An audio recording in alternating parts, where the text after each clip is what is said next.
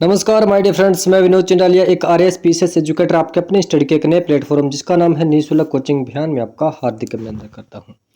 जी हां दोस्तों, मैं आपको फिर से बता दूं कि यूपीएससी 2023 का जो प्री का एग्जामिनेशन है माय डियर फ्रेंड्स, जो 28 मई 2023 को कंडक्ट होगा माय डियर फ्रेंड्स। और अब इसके अंदर सिर्फ और सिर्फ मान के चलो 50 और 55 दिन ही बचे हैं। इन दिनों के अंदर मैंने आप लोगों को क्या करना है, बीते लास्ट जो 2 महीने के अंदर मैं आप लोगों को बता चुका हूँ। और जो मैंने आप लोगों को बताया कि 10 सालों के आपको पीवाईक्यू करने हैं अच्छे से, उनकी क्लासेज माय डियर फ्रेंड्स चल रही है। और साथ ही मैंने आप लोगों को बताया था कि विजन आईएएस की जो पीटी 365 है, उसको भी अच्छे से एनालिसिस कर लेना है। और कोशिश यह भी करो कि आप ज़्यादा से ज़्यादा और कम से कम 30 से 35 माय डियर फ्रेंड्स इन 50 से 60 दिनों में एक दिन छोड़कर एक टेस्ट ज़रूर लगाएं, ताकि आपकी तैयारी जो है अच्छे से इम्प्रूवमेंट हो। और हम बात करते हैं विजन की जो पीटी 365 है। आज हम इन्वायरमेंट की बात करेंगे, और जो कि विजन के द्वारा तैयार की गई थी।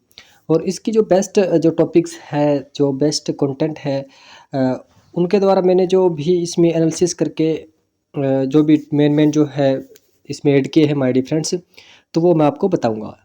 देखो, सबसे पहले अगर अपने इन्वायरमेंट की बात करते हैं तो ऑब्वियसली बात है, जलवायु परिवर्तन सबसे मोस्ट हो जाता है। क्योंकि इन्वायरमेंट के अंदर अपने को जलवायु परिवर्तन से संबंधित प्री और मेंस के अंदर क्वेश्चन जो है देखने को मिलते हैं। और हम बात करते हैं तो आईपीसीसी की AR6 रिपोर्ट की, तो ये क्या है माय डियर फ्रेंड्स, इसके बारे में अपने चर्चा करते हैं। देखो, आईपीसीसी की बात करें तो यानी इंटरनेशनल इंटर गवर्नमेंट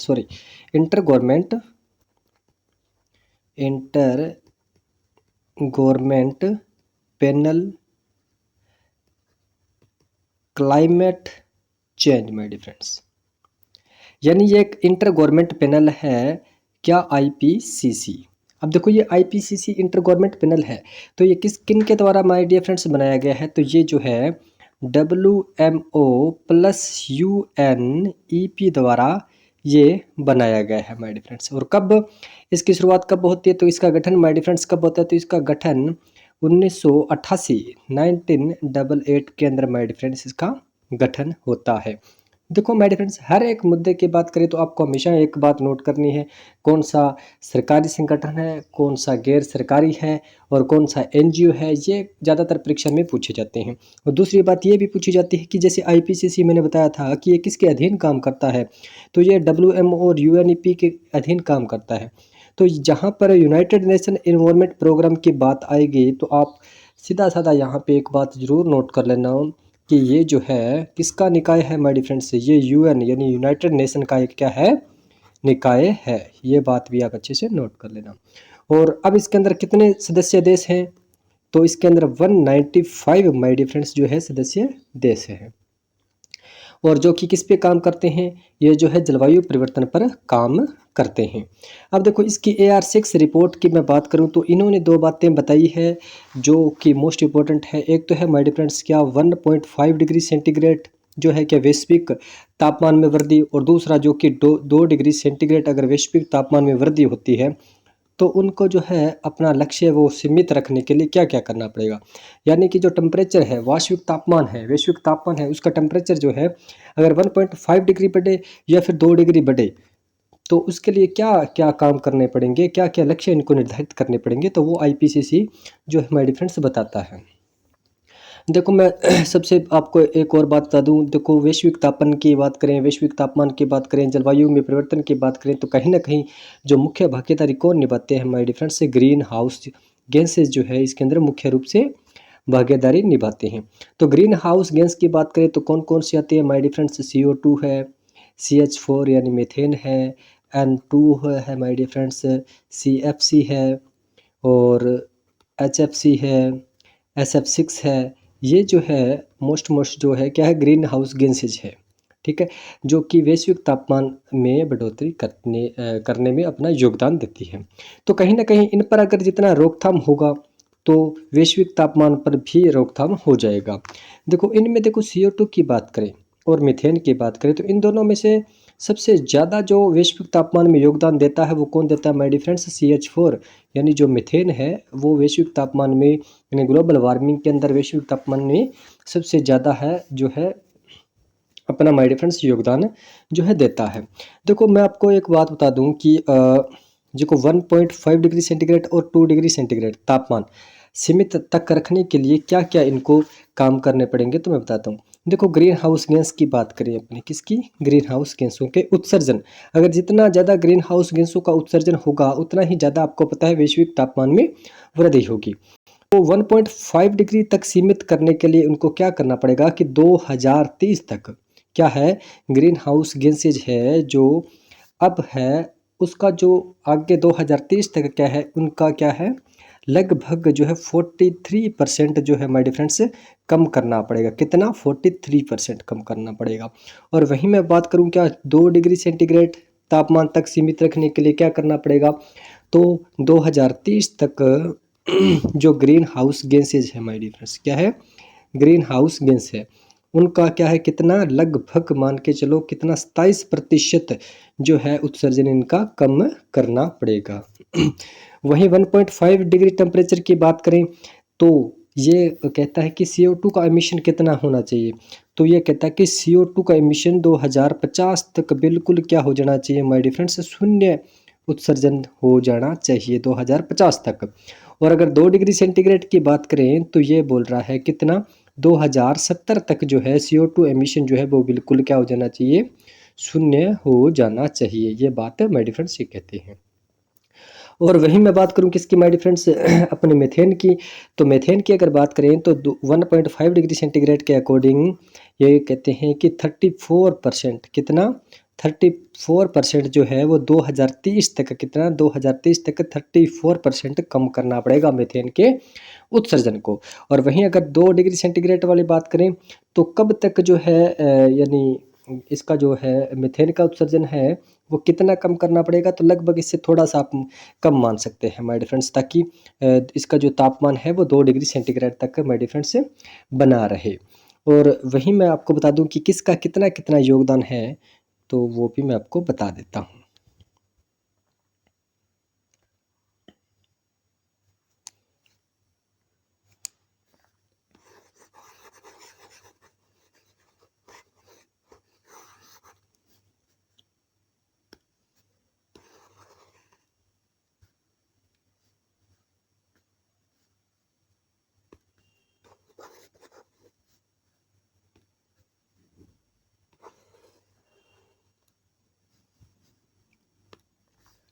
देखो माय डियर फ्रेंड्स अब देखो मीथेन के उत्सर्जन में या दूसरी बात ये कि उत्सर्जन संबंधी अगर मैं बात करूं कि जो ग्लोबल ग्रीन हाउस गैसेज है क्या है my dear friends green house जो गैसेज है वो सबसे ज़्यादा जो है कौन सा उत्सर्जन करता है।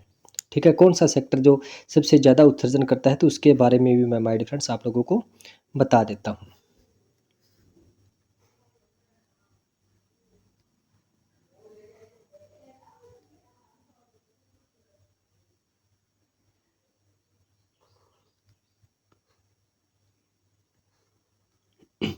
देखो यहाँ पर लगभग 34% जो है वो क्या है अपने ऊर्जा आपूर्ति जो होती है ऊर्जा आपूर्ति के अंदर जो है इसका उत्सर्जन होता है कितना 34% जो है केवल और केवल जो ऊर्जा आपूर्ति जो होती है उसमें जो 34 जो है ग्रीन हाउस गैसेज का उत्सर्जन होता है। वहीं 24% जो है माय डियर फ्रेंड्स उद्योग क्षेत्र के अंदर इसका उत्सर्जन होता है।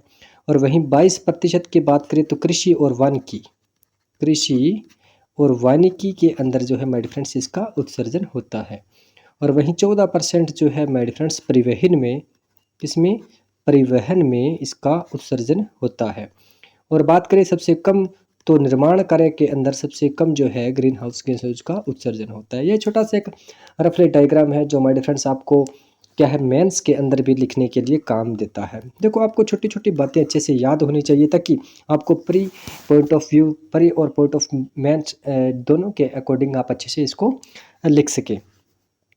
चलिए चलते हैं नेक्स्ट।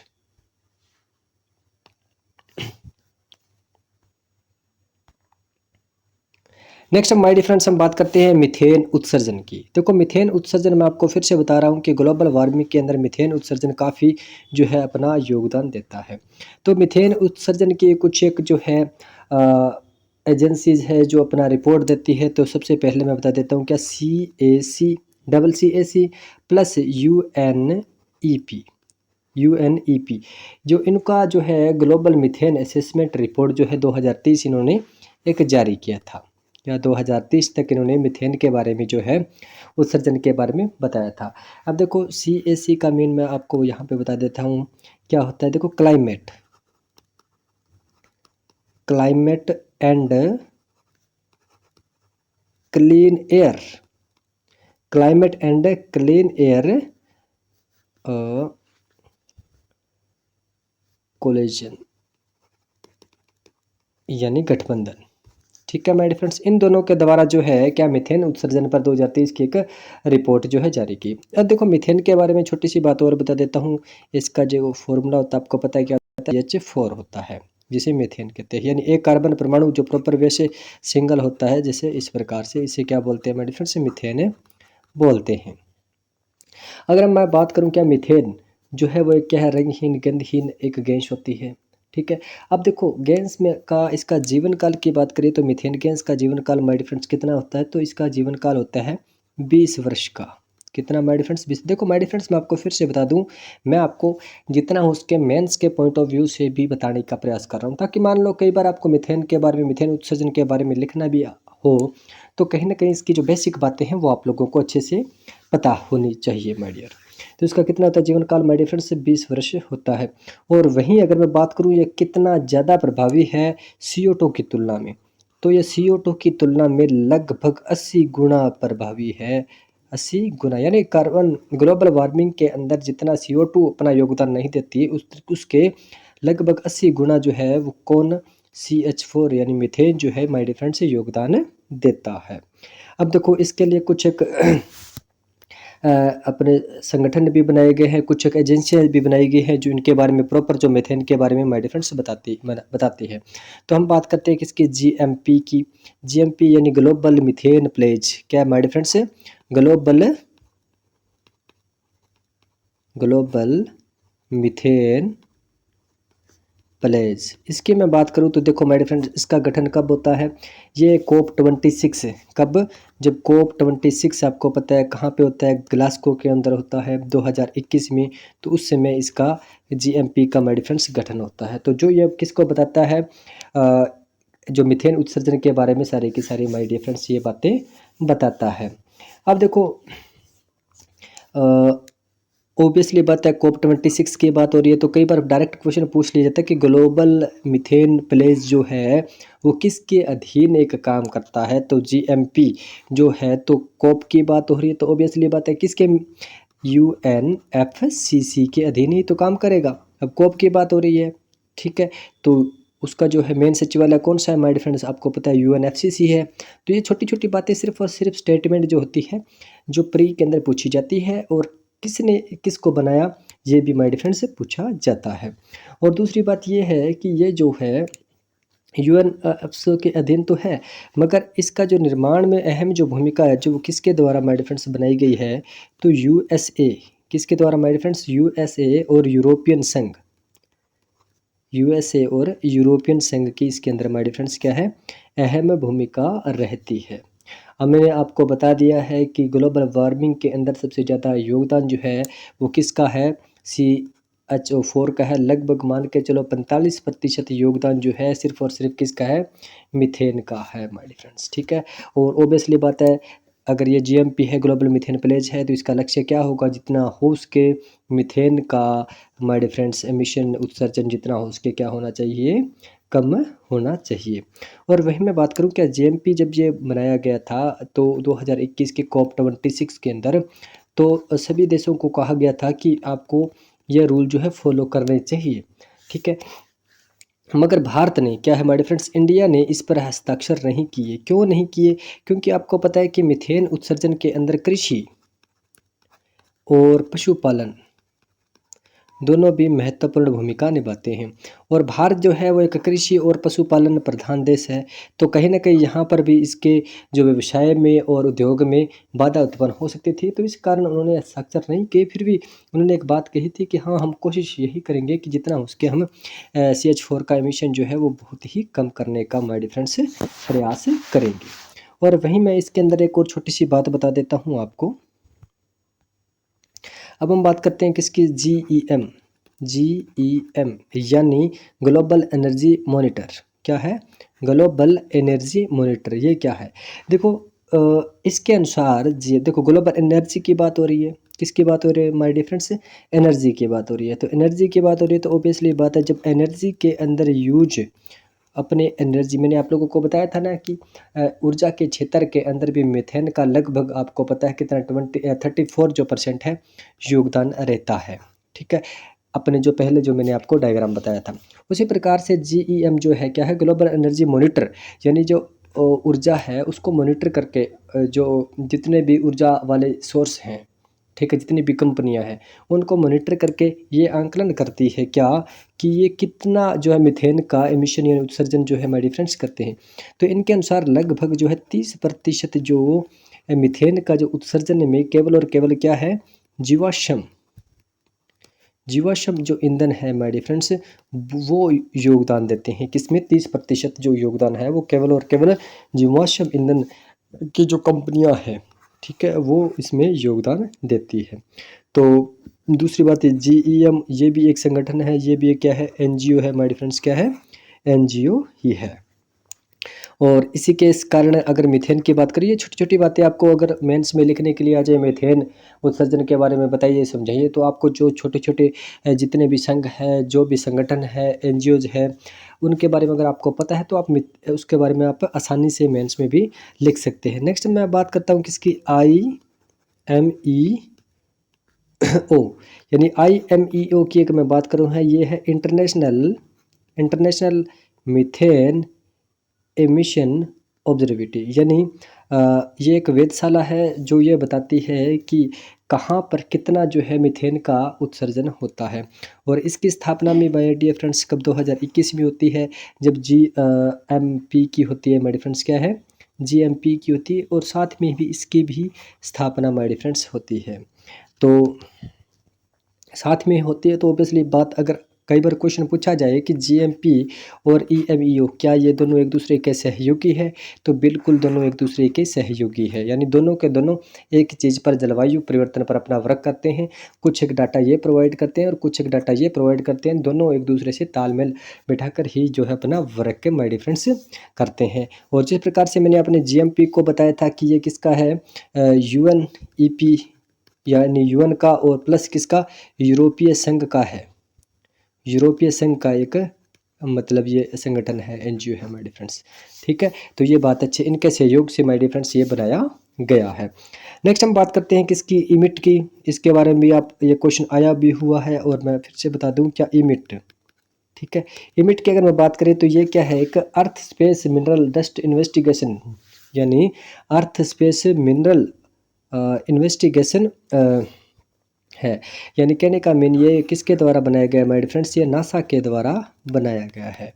ये क्या करता है, ये जो है फिजिकल रूप से किसी के पास न जाकर ये ऊपर से यानी स्पेस के अंदर जिस प्रकार से अपना GPS काम करता है, ठीक है, जो भी अपने उपग्रह काम करते हैं उस प्रकार से इमिट है, नासा का एक उपग्रह है।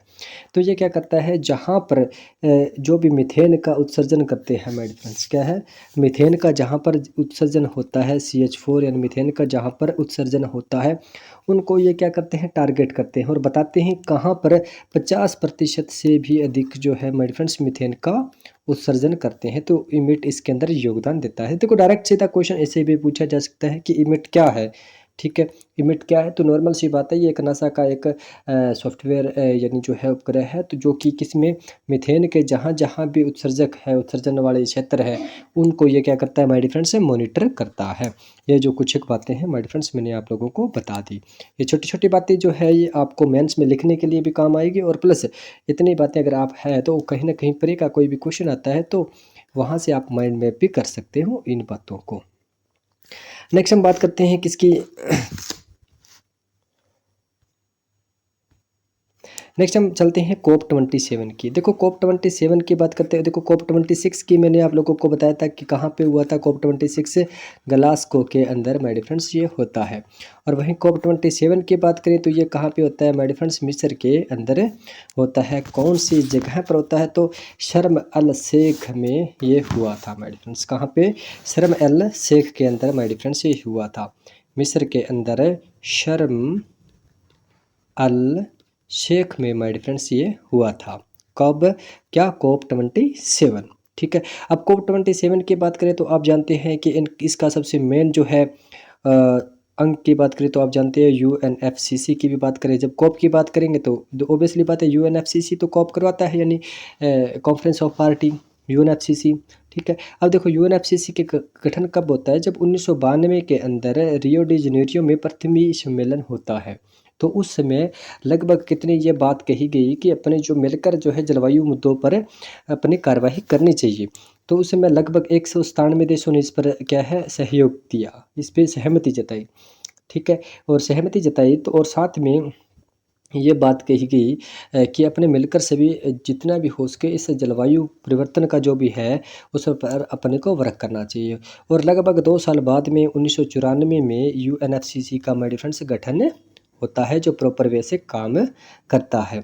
और इस UNFCCC के माय डियर फ्रेंड्स 3 अंग होते हैं, मैं आपको बता दूं क्योंकि मेंस में भी लिखने के काम आएगा और प्री के अंदर भी आएगा। सबसे पहला होता है COP यानी कॉन्फ्रेंस ऑफ पार्टी की अगर बात करें, क्या होता है COP यानी कॉन्फ्रेंस ऑफ पार्टी। और दूसरा मैं बात करता हूँ किसकी, CMP। क्या होता है CMP, ये क्या है माय डियर फ्रेंड्स, की जो क्योटो प्रोटोकॉल है उसके जो पक्षकारों की एक बैठक होती है जिसे बोलते हैं माय डियर फ्रेंड्स क्या, CMP बोलते हैं। नेक्स्ट हम बात करते हैं किसकी, CMA की। तो CMA जो है वो माय डियर फ्रेंड्स जो पेरिस समझौता जो होता है, क्या है, पेरिस समझौते के जो भी पक्षकार है, जो उनकी जो बैठक होती है वो क्या है, CMA होती है माय डियर फ्रेंड्स। यानी इसकी जो बेसिक बातें हैं माय डियर फ्रेंड्स मैंने आपको बता चुका हूँ। देखो अब COP 27 की सबसे बड़ी बात आपको बता दूं कि सब ने एक ही बात की कि अब तक जितने भी COP 26 तक अपने जो भी टारगेट थे उनको पहले कंप्लीट करो, उसके बाद में बात करेंगे भी आगे क्या करना चाहिए और क्या नहीं करना चाहिए। और ये बात ज़रूर नोट कर लेना, क्या, लॉस एंड डैमेज, क्या, लॉस एंड डैमेज। देखो my dear friends loss and damage क्या है, तो COP 27 के अंदर ये बात कही गई है कि जितना भी किसी का लॉस और डैमेज होता है, मान लो कोई देश है, विकासशील देश है, क्या है, कोई विकासशील देश है, अगर उसमें बाढ़ आ जाती है, कोई भी प्राकृतिक घटना हो जाती है, उस घटना के कारण उस देश को किसी भी प्रकार का नुकसान पहुंचता है, यानी उसकी अर्थव्यवस्था पर, उसके रहन सहन पर भी किसी भी प्रकार का प्राकृतिक घटना से प्रभावशील होता है, तो कहीं ना कहीं उस लॉस और डैमेज जो है उसके लिए उसको क्या है माय डियर फ्रेंड्स, वित्त सहायता जो है प्रदान की जाए। क्या किया जाए, वित्त सहायता प्रदान की जाए। देखो इस पर आपको मैं आपको बताऊँ कि UNFCCC के अकॉर्डिंग उसमें 2022 में क्वेश्चन आया था कि इसके अकॉर्डिंग लगभग जितने भी देश है वो जलवायु परिवर्तन के लिए हल के लिए विकासशील देशों को सहायता प्रदान करने के लिए कितने बिलियन डॉलर्स की जो धनराशि जो है इकट्ठी करने का प्रावधान किया गया है। तो माय डियर फ्रेंड्स तो वो कितनी है, 100 बिलियंस डॉलर, कितनी, 100 billions my dear friends dollar का प्रावधान किया गया है। और जो अब तक कभी भी 100 billion dollars my dear friends इकट्ठा नहीं हुई है। और हाँ 2023 के अंदर my dear friends first time जो है 100 बिलियन डॉलर्स जो है धनराशि इकट्ठी हुई थी। अब देखो बात यहाँ पर इतनी है कि लॉस एंड डैमेज ये मोस्ट है इस बार की बात। ठीक है, ये बात आप अच्छे से नोट कर लेना। और इसके जो वित्त सहायता के लिए इन्होंने एक गठबंधन की बात कही है, भी एक ऐसा मंत्रालय होगा जो वित्त के लिए सहायता देगा, एक ऐसा हम फंड बनाएंगे जो लॉस और डैमेज फंड पर काम करेगा। ठीक है, तो इस फंड के लिए उन्होंने क्या कहा कि अब बनाएंगे तो यानी इस पर पूरा विचार विमर्श होगा और 28 तक इसको क्या है, COP 28 जो 2023 में होगा तब तक इसको कंप्लीट कर लिया जाएगा।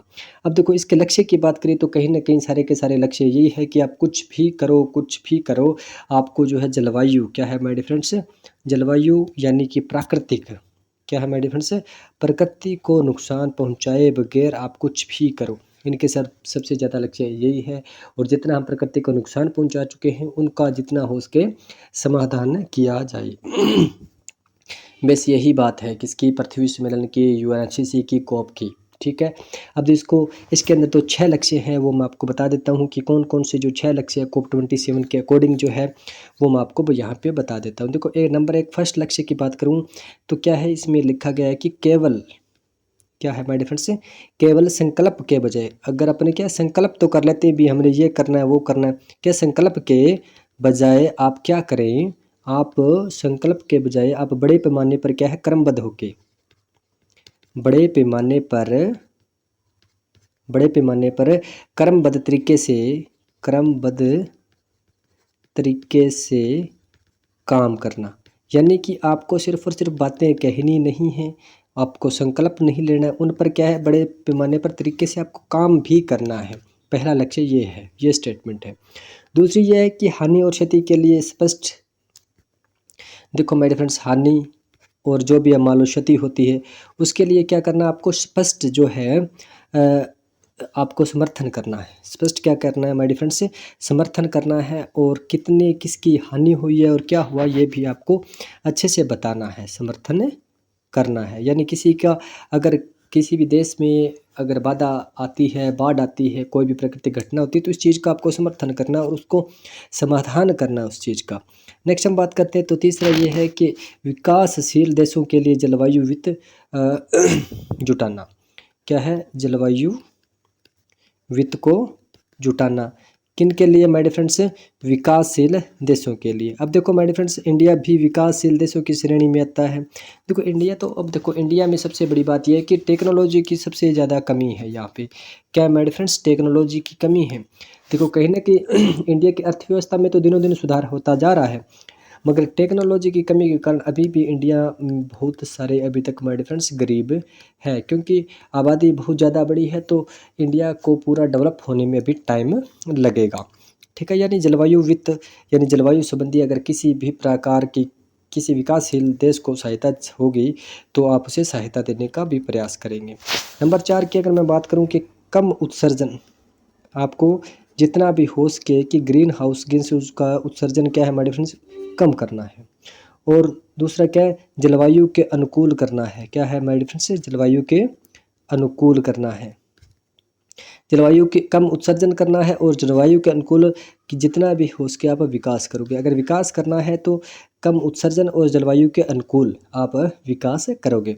नेक्स्ट 5 नंबर में टॉपिक की बात करूँ या 5वां उद्देश्य की बात करूँ तो क्या है माय डियर फ्रेंड्स, परिवर्तनकारी अनुकूलन एजेंडे को अपनाना। क्या है, परिवर्तनकारी अनुकूलन एजेंडे को अपनाना। यानी कहीं ना कहीं आप इस प्रकार के एजेंडे को अपनाओ कि दिनों दिन आपका जो भी एजेंडा है उसमें क्या परिवर्तन हो रहा है, इम्प्रूवमेंट हो रहा है माय डियर फ्रेंड्स। नेक्स्ट हम बात करते हैं 6 नंबर के, तो क्या है, प्रतिबद्धताओं और संकल्पों से पीछे हटने से बचना। यानी जो भी आपने संकल्प लिए रखा है, ठीक है, जो भी आपने प्रतिबद्धता या जो भी शब्द ले रखी है उससे क्या है आपको पीछे हटने से बचना नहीं है माय फ्रेंड्स। ठीक है, उसको आपको पूरा फुल यानी जितना हो सके आपका उस पर सहयोग देना है माय फ्रेंड्स। तो चलिए आज अपने लगभग जितने भी टॉपिक थे 4-5 अपने कंप्लीट कर चुके हैं, और नेक्स्ट क्लास के अंदर जो भी है अपने इसको और कवर करेंगे माय डियर फ्रेंड्स। यानी जो भी है इसकी विजन की PT 365 जो इन्वायरमेंट की है वो ज़्यादा से ज़्यादा मान के चलो वो 15 से 20 वीडियो के अंदर माय डियर फ्रेंड्स ये कंप्लीट हो जाएगी। और मैं आपको फिर से ये बताऊंगा कि UPSC की जो भी मॉक टेस्ट है, देखो PYQ है माय डियर फ्रेंड्स से 10 सालों के, उनकी क्लासेज माय डियर फ्रेंड्स चल रही है और मैंने आप लोगों को अच्छे से एक्सप्लेन भी किया है। और माय डियर फ्रेंड्स मैं आपसे एक और रिक्वेस्ट करूंगा, जो भी स्टूडेंट UPSC की तैयारी कर रहा है आप उस तक ये वीडियो ज़रूर शेयर करें। Thanks for watching my dear friends.